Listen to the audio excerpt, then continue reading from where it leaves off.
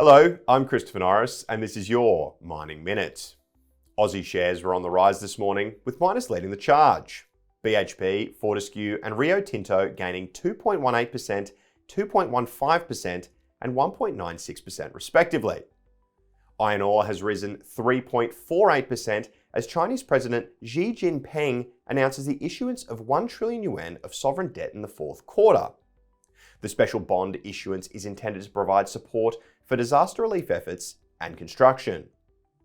Miners and investors alike are gearing up for the International Mining and Resources Conference next week at the ICC Sydney. This year marks the conference's 10th anniversary with an expected 8,500 attendees, almost 500 exhibitors, and over 500 speakers.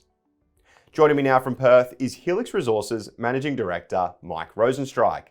Mike, great to see you. Hey Chris, how are you going? Very well. Mike, you'll be at IMARC next week. What can investors look forward to seeing from Helix? Yes, Helix will be at IMARC. I'll be there with my colleague, Kylie Prendergast, who is becoming an executive director at Helix. And I think what people will be hearing is about a copper-focused discovery company where I have the one project area in and around Cobar, which is a prodigiously copper mineralized with gold region.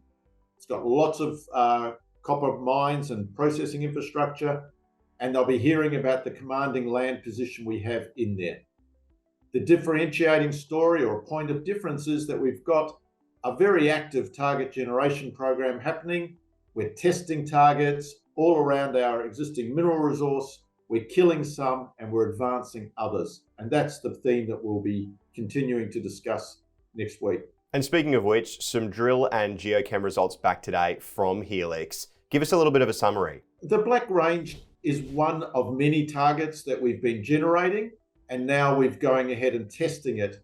And this morning we just confirmed that we've got a very large scale geochemical anomaly, copper, bismuth, indium, over about 6 kilometers east-west. And for the first time ever, we've drilled 2 holes into it near some historic workings.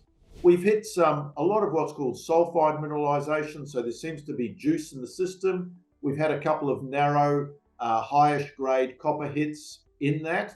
And it gives us encouragement to now sort of try to fully understand that 6 kilometer system, the structures within it, and to see what we can't, see if we can delineate some wider, higher grade zones of copper. Geologically, it looks a bit different to what's around it regionally, so we're still getting our heads around it, but it's been very interesting results. And Mike, copper prices have rebounded after an 11-month low. What are your views on the wider market heading into 2024? The whole base metal complex took a little bounce last night. It's always nice to see that. Obviously, you know, with the whole sort of electrical revolution, the energy transition taking place, the fundamentals for copper look really excellent in a macro sense over the longer term. And we are a discovery company.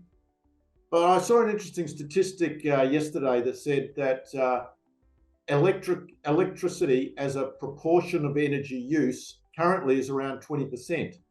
Over the next 20 to 30 years, it's going to increase by 50%. How do you transport electricity? Copper. We have a lot more copper in electrical vehicles. People estimate somewhere from 5 to 8 times more copper in an EV than an ICE engine.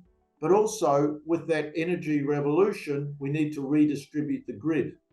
Copper is electron agnostic. It doesn't care if the electrons come from a nuclear plant, a lithium battery, a vanadium redox battery, or whatever. So copper's a fundamental ingredient, and the fundamentals look terrific. Hopefully today's price bounce is just the start of an ongoing trend. But look, it'll have fluctuations.